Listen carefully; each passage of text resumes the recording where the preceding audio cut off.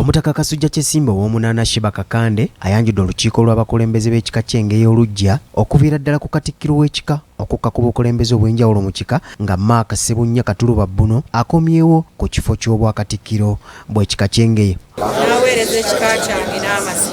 Omumyuka wa Katikkiro w'ekika kino asooka ye Samuel Kalulema wano era ng'ono akwasiddwa ne ofiisi endala ey'okukwasaganya gavumenti ez'ebitundu. Engineer Stephen Gwojolonga Musoga ye mumyuka owokubiri wa Katikkiro era ng'ono yagenda okutwala ebyenkulaakulana mu kika eky'Engeye. Yessaawa tusitule emitindo gy'ebika byaffe nga tugijja ku mitindo gw'okumala galonda abantu oba nga tulonda abantu abalina obumanyirivu oba obukugu mu bifo ebyo.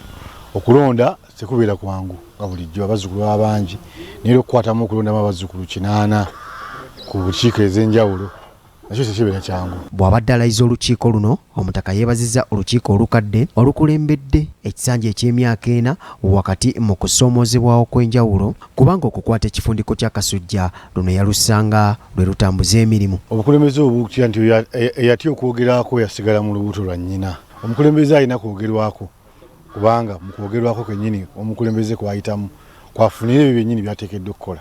Ebigambo bingi ne biba byogerwa.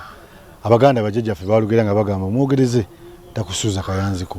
N'ebitabo byawandiikibwa nga Bayibuli mulimu bwe bagamba nti wulira ddoboozi. Kati abazzukulu muwulira eddoboozi okuva ewa jjajjammwe abatwala. Omutaka falaasidde abazzukulu okukulembezanga ennyo ennono n'obuwangwa mu bye bakola olwo basobole okukulaakulanya ebika byabwe. Oba weddira ngo, oba weddira Ffumbe, oba weddira Ngabi, buvunaanyizibwa bwo okumanya ebigenda mu maaso mu kika kyo. Buvunaanyizibwa bwo okukulaakulanya ekika kyo.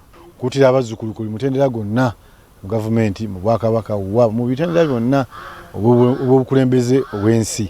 Obwagazi bw'ebika byaffe bwe bugenda okutumbula obuwangwa bwaffe. Mark Katuluba Bbuno Ssebunnya nga yakomyewo ku kifo kya Katikkiro w'ekika ky'Engeye ategeezezza nti bagenda kukola ku buli nsonga n'okwongera okulambika entambuza y'emirimu mu kika kino eky'Engeye. Okutawanya abantu baffe naddala mu kika ky'Engeye be bantu abatudde mu bifundiko ebitali byabwe. Buli bw'obalinnyako bw'oti akatono okutereeza babuukabuuka naye kubira omulanga ekika ky'Engeye bazzukulu bonna gye bali abooluganda bita bibikoonagana tebyatika. Waliwo amayengo agajja era agazze naye tegayinzizza kutunyeenya. Nja kuba muwulize eri Katikkiro w'ekika, nja kuba muwulize eri omutaka era nja sigala nga ndi muwulize eri Obwakabaka bwa Buganda. Abamu ku bakulembeze abalala abalondeddwa ku bifo eby'enjawulo nabo baliko bye boogedde ku ntambuza y'emirimu mu kika eky'Engeye. Mujjukira nti nze nali nzeeko ebbali olw'embeera eyaliwo naye nzikiriza era tujja kukola naye on condition ti abantu bano ababadde beerumaaluma abattawaanya bakyuse ku mpisa. Omuti